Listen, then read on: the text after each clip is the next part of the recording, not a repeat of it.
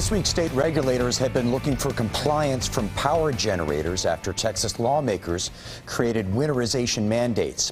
And on the other part of the electricity supply chain, oil and natural gas facilities have been investing in winterization equipment as well.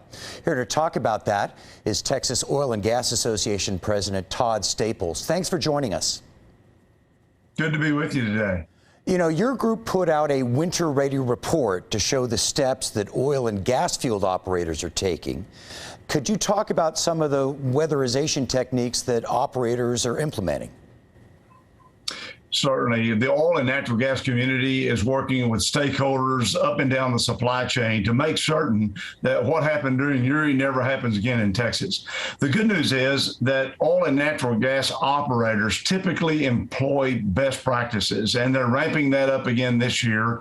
They do things like wrap exposed pipes. They put up temporary wind shelters to prevent cold air hitting the compressor stations. They are implementing methanol injection units.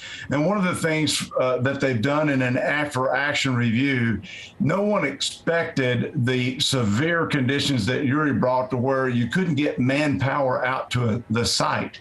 So some companies are now looking strategically at where can they pre-position personnel and get them sheltered to protect them and their safety during a winter storm, but to actually make certain that they can get and respond to these sites much more rapidly. Okay. So we are working with a sense of urgency. You know, also in this report, you say before the storm, oil and gas field operations were prohibited from applying something called critical load, a designation with ERCOT.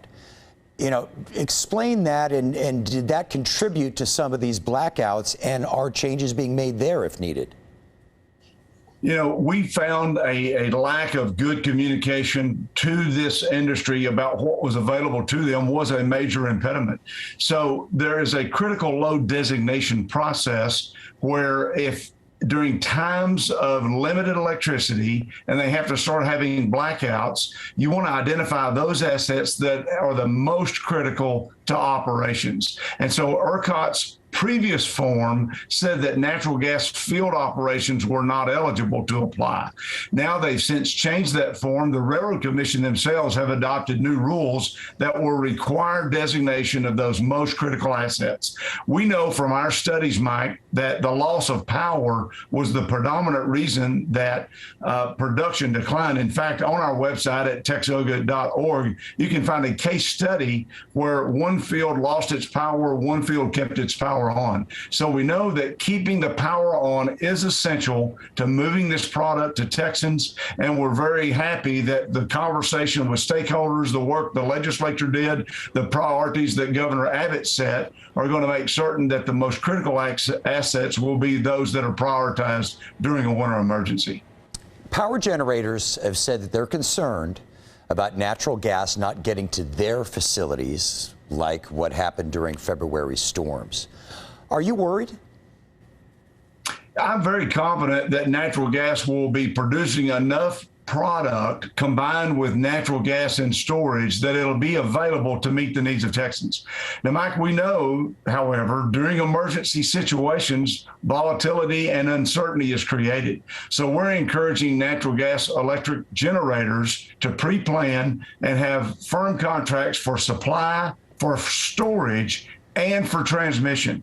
Texas is very blessed. We have 544 billion cubic feet of natural gas storage.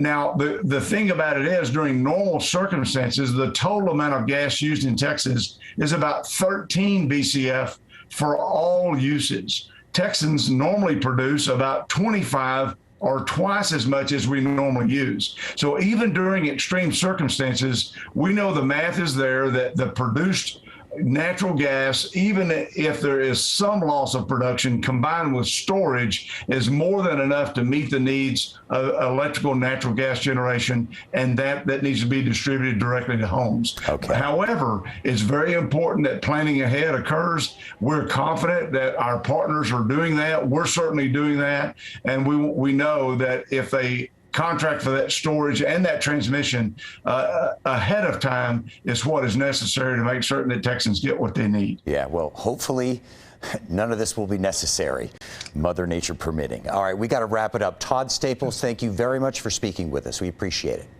Great to visit. Thank you, Mike. All right.